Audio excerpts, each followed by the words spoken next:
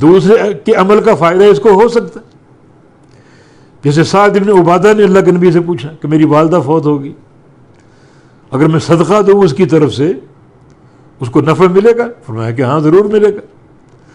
تو کہا پھر اچھا صدقہ مجھے بتائیے کیا دوں؟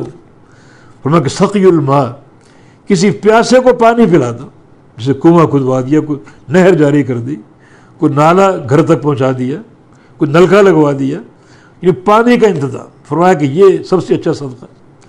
یہ دوسرے کی نیکی کام آ رہی, اس کی والدہ کے کام آ رہی.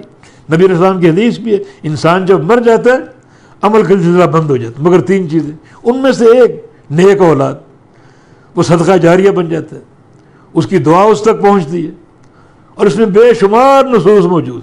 اور یہ بات تو متفق ہے کہ جو بھی مرنے والا ہو, کوئی زندہ انسان, کوئی بیٹا ہو یا دوست یا کوئی بھی ہو, اگر اس کے لیے مالی قربانی کو دیتا ہے, مال خرچ کرتا ہے, تو اس کا نفع اس کو پہنچتا ہے. قربانی دینا, حج کرنا, کوئی مسجد کی تعمیر کروا دینا, کوئی کنواں کھدوا دینا, جس میں مال انوالو ہوتا ہے وہ اس تک پہنچتا ہے.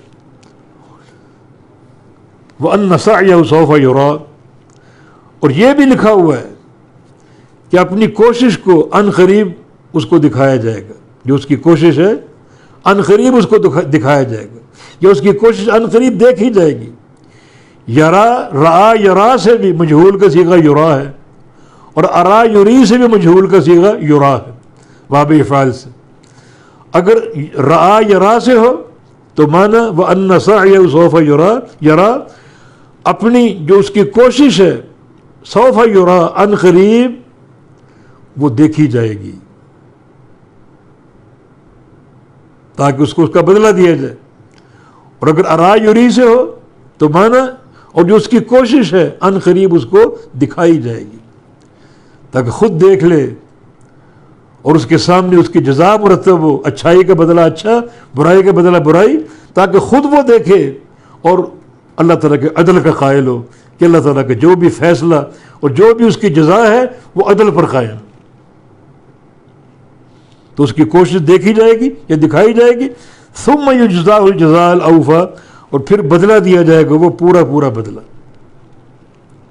پورا پورا بدلہ دیا جائے گا.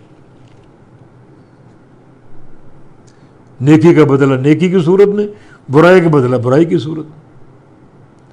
ہاں البتہ نیکی کی صورت میں اللہ کا فضل الگ شے. عدل یہ ہے ایک نیکی کے بدلہ ایک نیکی, ایک گناہ کی سزا ایک گناہ, مگر اللہ تعالیٰ نے گناہ کی سزا ایک ہی رکھی, مگر نیکی کے بدلے کو بڑھا دی. اس کا فضل ہے.